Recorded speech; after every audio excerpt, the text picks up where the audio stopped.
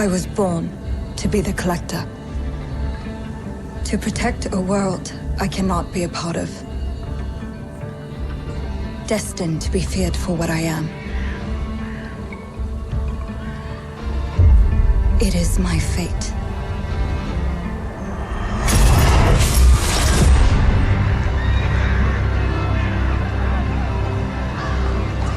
I have devoted my life to facing them. Those granted the power to raise souls. Those corrupted by their gifts.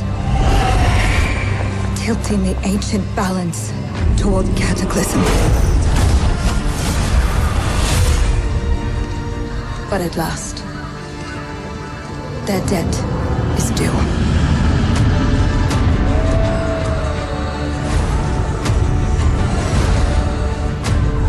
Every choice, every breath has led me to this moment. As the moon bears witness, I take the first step. My time has come. I am ready.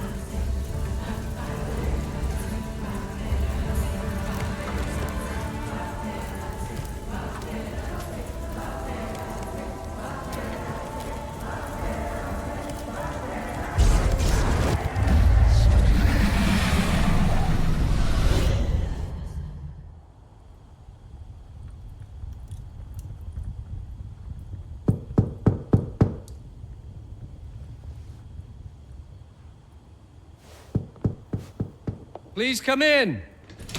Professor Lucas? Yes. Yes, and you must be Cleo. I'm up here. Please join me. Be right there.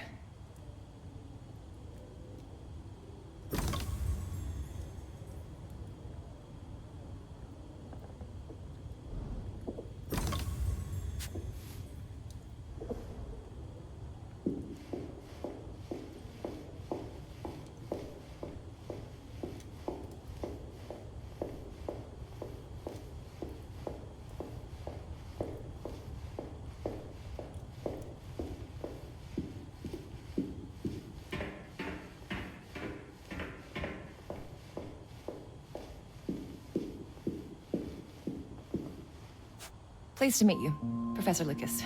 The pleasure is mine, Cleo. I'm glad you called. Were you looking for something in particular? I was, but my intricate classification system failed me once again. You know, this is the exact spot where I met your father for the first time. Really? Yes, he was looking for essays on Rembrandt and other Dutch masters. His arms were brimming with books. He could barely see in front of himself. That sounds like my father. Yes. I recognized myself in his eagerness to learn. The same eagerness that brings you here, I suppose. Oh. Yes. I have the letter he gave me. Could you have a look? Absolutely. Let's go to my desk. So how's my dear friend Aaron? You called my father a friend. Of course. He never talked about you before giving me the letter. I was devastated when he told me about his condition. I'm sorry, Cleo. He told you? When? I saw him about a year ago. He warned me that you were going to call when you were ready. Oh. I guess he told you a lot. Not much more. He is a very private person, as you know. Now, let's see that intriguing letter.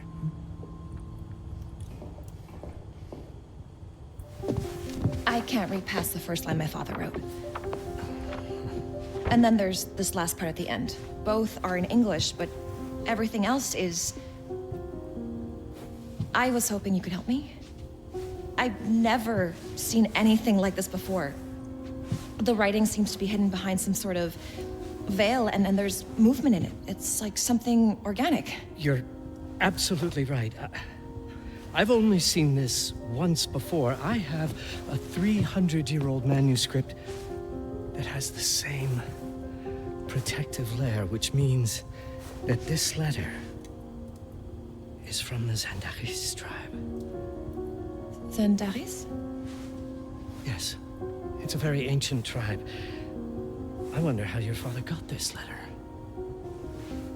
Can you decipher it? I'm afraid I can't.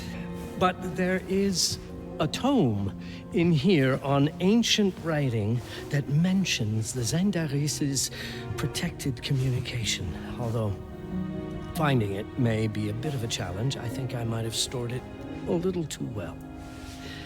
The library's registry should help.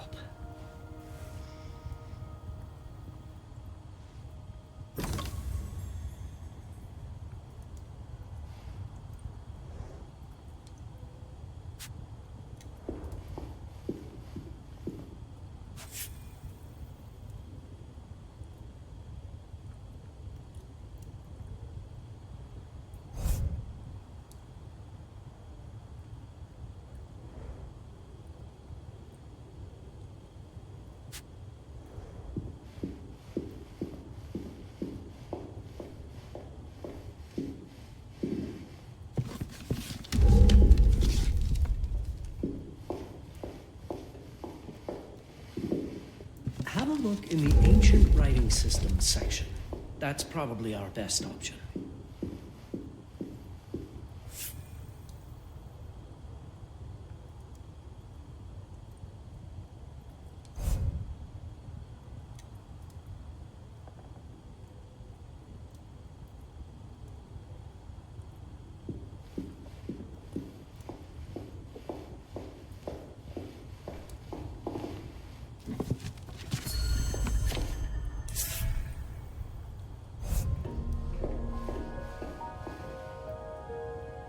What did you find? Protected Zendara's information was only decipherable through an object. Something called a heparin? Yes, of course. So you've heard of it before? I thought it was a legend. It varies depending on the source. I've never seen one. They said it appears as something unremarkable. I wonder, has your father ever given you something other than the letter? Something like a key or a pendant? He gave this to me when I was a child. But I don't think it has anything to do with... Fascinating.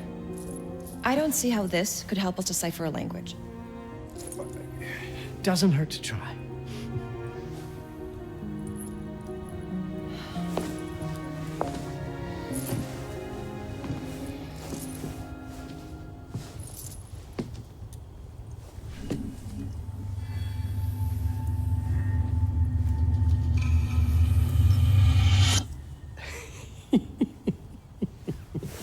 It doesn't work. It's all right. Aaron has thought this through. There must be something that we're missing. Something to activate it, maybe. What makes you so sure that my father was behind this? Would it really be so surprising? I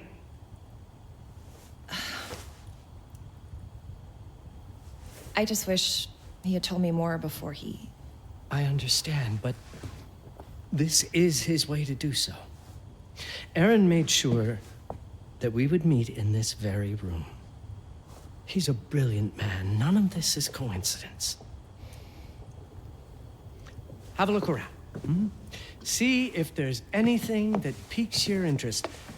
Something only you could notice?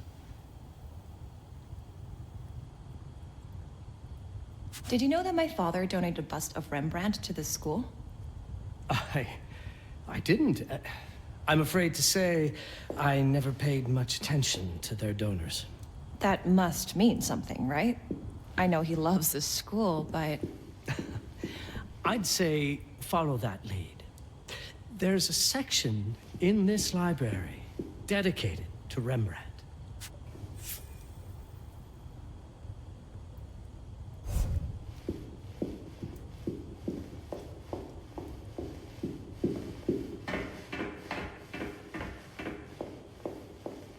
Show me everything your father might have left you, Cleo.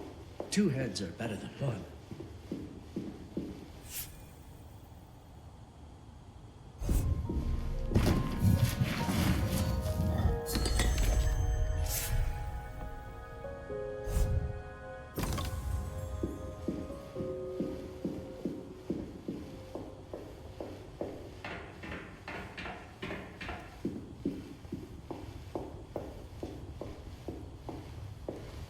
My father left me a note. Wonderful. I don't understand it, but my name's on it. Let's see. Do you know what these symbols mean? It seems to refer to a special tool. A sacred tool, most probably, and blood from, I think it specifies lifeline. Blood from a lifeline. I remember. From the hand.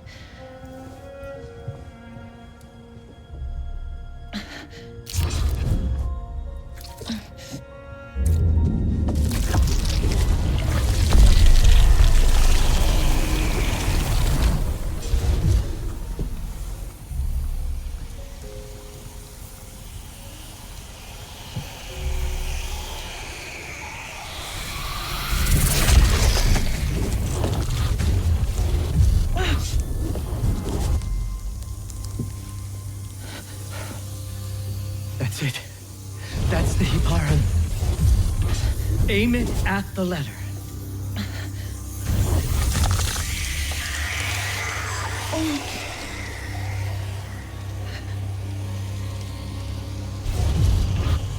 Are you all right? Yes. It's... Cleo, if you're reading this, it means you're experiencing Nux. It's this dark energy you can feel through your guts. Don't worry. It's yours, Cleo. And you'll become its master. You're my daughter, Mabel, and I love you deeply. I once promised to tell you everything about your mother. This is it, but not the way you were expecting. Take these words as a guide to prepare you for what's coming. It all started on December 30th, 1999. I was with Agnes, my girlfriend at the time. We were in Amsterdam for the year 2000 celebrations, and we had a room in a pretty cool hotel. I thought we were turning the page on a year, a century, a millennium. It was more than that. We were standing at the beginning of a new cycle. And you, Mabel, would be part of it. Everything starts with Agnes, as far as you and I are concerned, Cleo. But in fact, it's hard to grasp how ancient this story is. Agnes was different. An old soul, yet joyful, always surprised by life. From the very beginning, it felt as though she already knew me. It was awesome. Agnes had planned something for us in our room that night. Some of her belongings had already been delivered. Ancient artifacts. I was fascinated.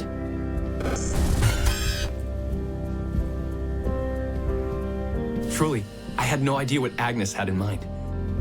But you know what, Cleo? I didn't care. I was in love. I never questioned Agnes's actions.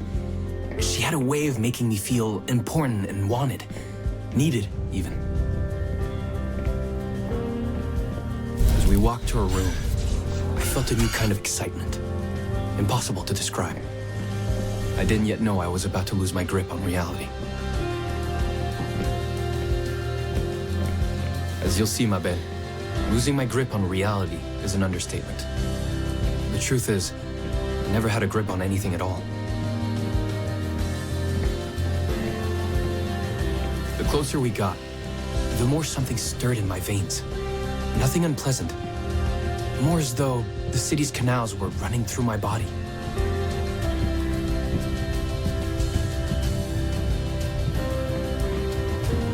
There was something electric about Agnes. A force emanated from her. The force I was about to discover.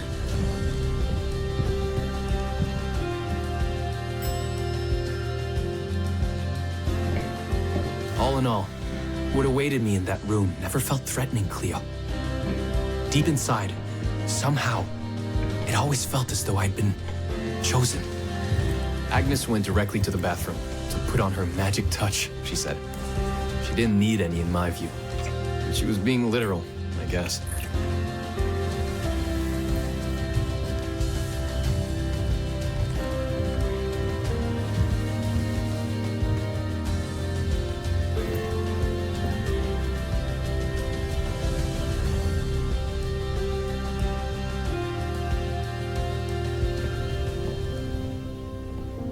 Could you set up my relics the way I told you to? She asked from the bathroom. I had to rummage through a chest, a shelf, even her bag to find those things of hers. So old they were unsettling.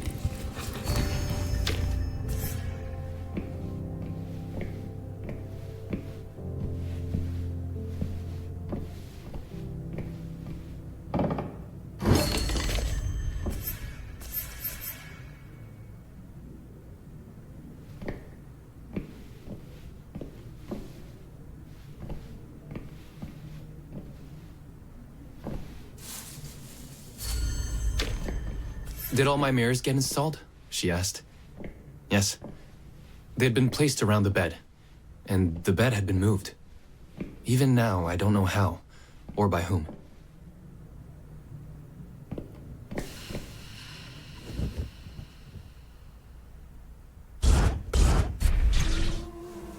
When everything was ready as Agnes requested, she came out of the bathroom.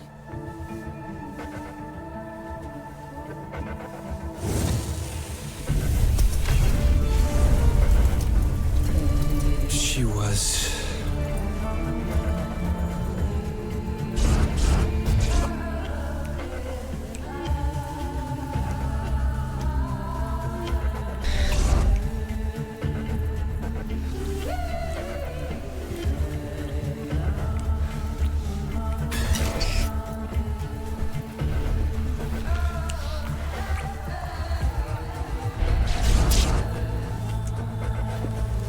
have no words to describe what followed, Cleo. It felt ethereal until I lost the thread.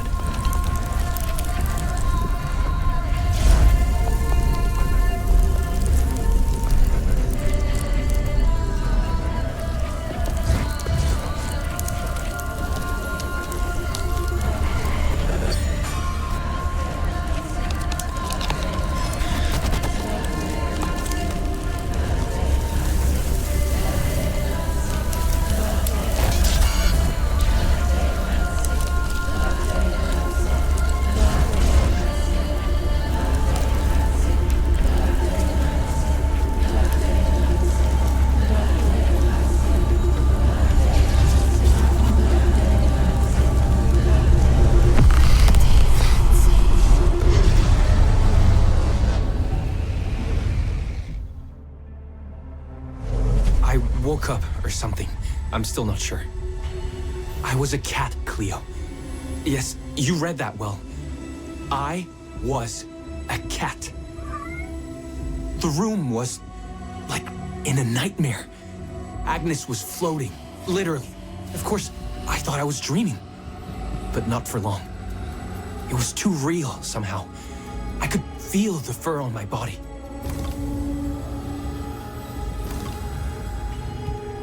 My senses were heightened. Everything I saw or heard became a voice calling me. Go further, and you'll see. Go further, and you'll see.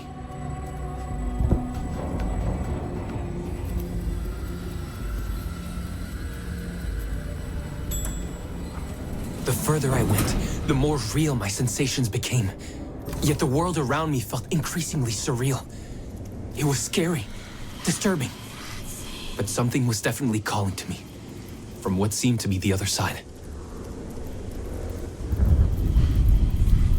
And then, in a forest, yes, a forest, I knew it in my bones. It was someone calling me. A woman. Things were blurring together, Cleo. My cat spirit, a thirst for freedom, for leaping onto anything, and my pull toward her calls.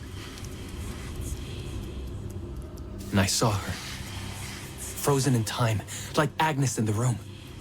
And my cat spirit again, a need to size her up.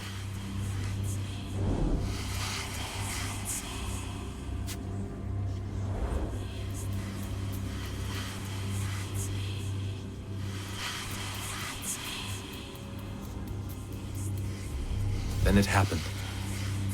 For a brief moment, I became fully feline.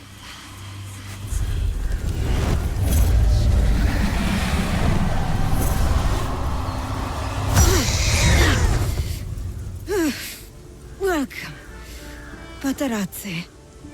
Welcome, Aaron. Aaron? You know my name? We talk? I can talk? I was in shock, Cleo. Nothing made sense. Yes, you are my union, my Patarazzi. My cat. Of course. But what? Did no one tell you about the ceremony? Where you come from? What? No! What do you mean? It matters not for now. I am Noah, the Collector. Those are the Zendaris. Follow me, and I shall explain anon. We've much to do this night.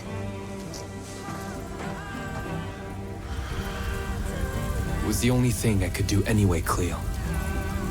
That woman, Noah, she seemed like the only one who could clarify all this.